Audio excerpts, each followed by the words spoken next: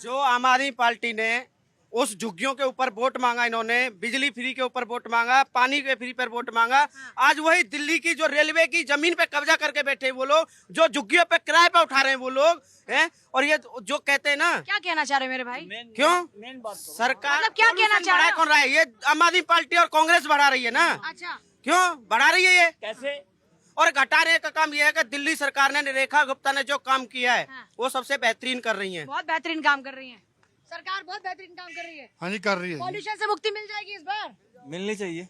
मिल जाएगी, हाँ, भरोसा है एकदम कि मिलनी नहीं? मिलनी चाहिए। भरोसा है? भरोसा वीडियो ही बनाते रहोगे कि कुछ बोलोगे भी? भरोसा है? पॉल्यूशन कम होगा, जरूर होगा। मुक्ति मिलेगी पॉल्यूशन हाँ से जी, इस हाँ बार? जी। हाँ? काम हो रहे हैं ना। काम हो रहे हैं ना।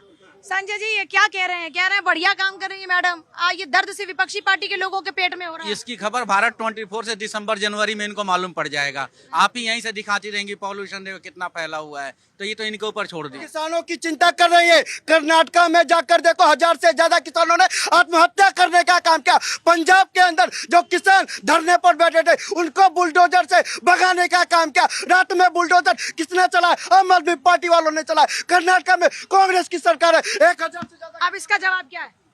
देखिए उनका अपना सोच है, उनसे तो मैं बहस नहीं कर सकता।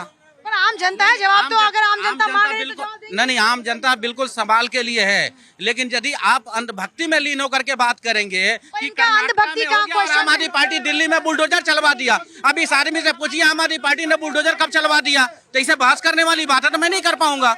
लेकिन जहां तक जिस मुद्दे पे आपने बुलाया है उस मुद्दे पे यही है कि यदि आप गाड़ियां बंद करते हैं तो दिल्ली एनसीआर में नहीं, आप सिर्फ दिल्ली की चिंता क्यों कर रही हैं? आप यदि सेहत का ध्यान रखा जा रहा है तो दिल्ली के लोगों का ही सेहत का ध्यान क्यों रखा जा रहा है? क्या देश में बंद करिए ना।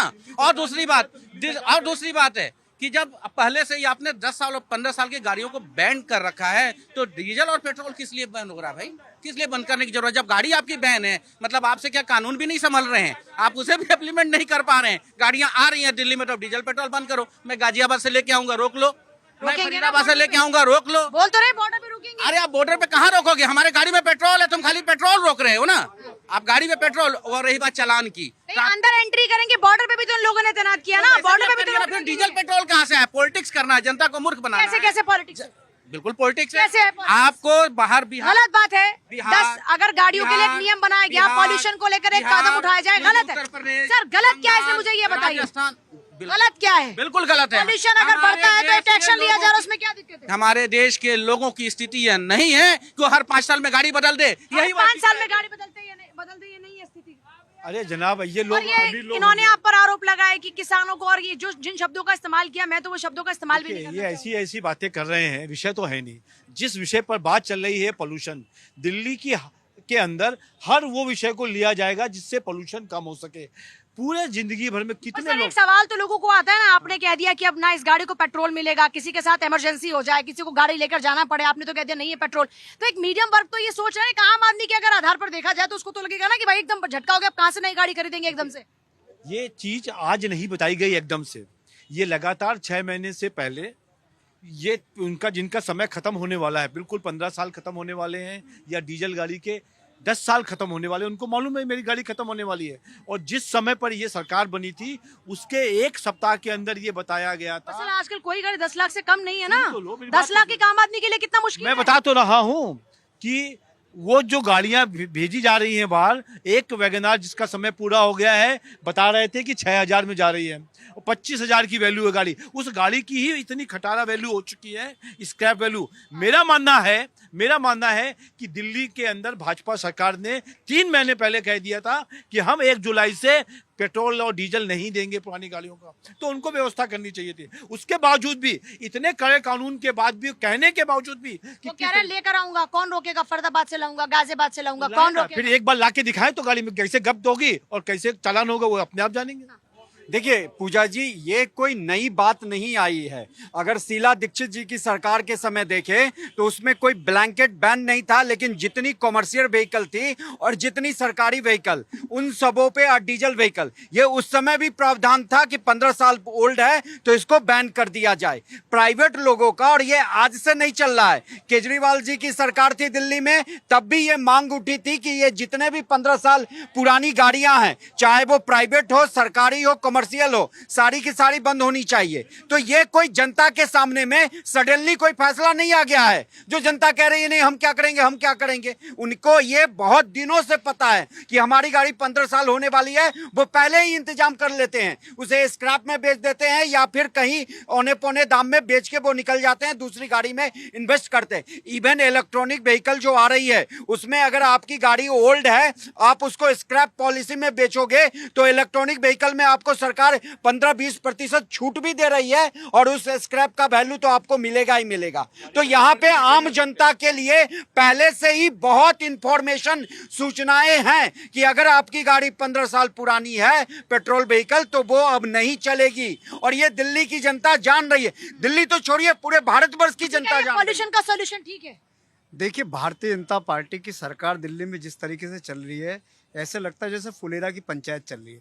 कुछ नहीं पता सरकार को कि करना कैसे है। सरकार क्या कर रही है कि मानसून में कह रही है आर्टिफिशियल लेन कराएंगे। सरकार क्या कर रही है, पीडब्ल्यूडी मिनिस्टर जाते हैं, पहले गड्ढा कराते हैं, फिर उस गड्ढे को भर देते हैं। जो दिल्ली में बड़े बड़े गड्ढे उनकी तरफ ध्यान नहीं दे रहे। उनका खुद का गाँव, कहाँ पर हुआ है? उनका खुद का गाँव, सुन लीजिए, पे जितने गड्ढे थे वो सही में भरे गए। आज तक तो रात में देखा कर नहीं कि लीजिए, किसने गड्ढा खोरा ऐसे और ये फिर नहीं। आगे एक डिपार्टमेंट सेकंड, देखिए मैंने सबको सुना है, सबको सुना है। अगर इन लोगों में इतना पेशेंस नहीं है तो मत बुलाया तो कीजिए। गलत मत बोलिए अरे ना। तुम आप तुमने भ्रमित कर रहे हैं। कोई पूछो है ना। हरिश्चंद्र के, अरे राजा हरिश्चंद्र की औलाद थोड़ी। अरे सर आ जाओ ना, पॉइंट पर आ जाओ। देखिए मैं क्या कह रहा हूँ कि जब से यह सरकार बनी है तब से सरकार का बुरा हाल है। दिल्ली के अंदर गरीब आदमी को जाड़ा जा रहा है, दिल्ली के अंदर रेहड़ी पटरी वाले को जाड़ा जा रहा है, झुग्गी झोपड़ी तोड़ी जा रही है। दिल्ली के अंदर जो मैं कह रहा हूँ, प्रवेश वर्मा के गांव चले जाइए, अभी आपको बता रहा हूँ 365 दिन उनका गांव मुंडका डूबा रहता है, पानी की निकासी नहीं है उस गांव में। उस गांव के झोड़ में चले जाइए, गाय कूड़ा खाने को मजबूर है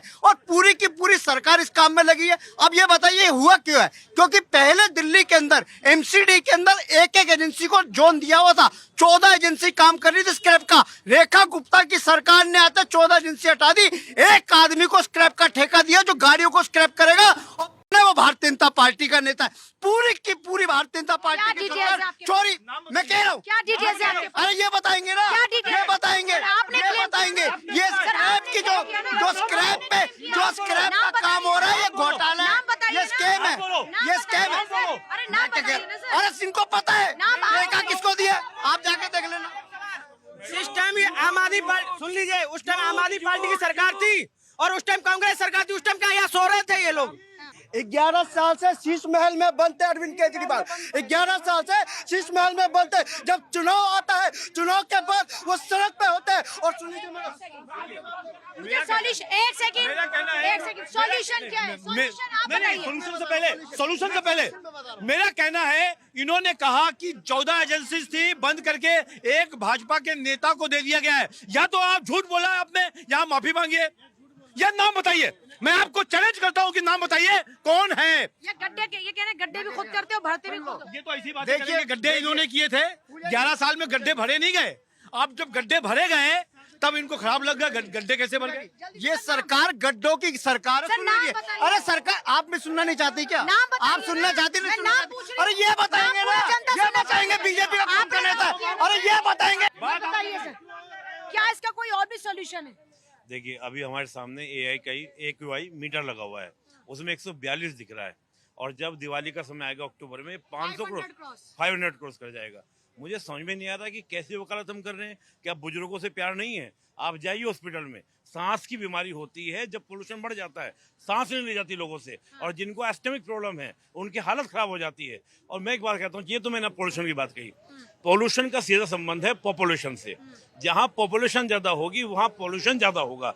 हिमाचल में 20 साल तक चलती है गाड़ी, वहाँ तो नियम नहीं है। तो नियम देखा जाता है कि किस सिटी में कितना पोल्यूशन लेवल है, एक बात। और दूसरा बात, देश रूल ऑफ लॉ से चलेगा, संविधान से चलेगा, या मेरी मर्जी से चलेगा?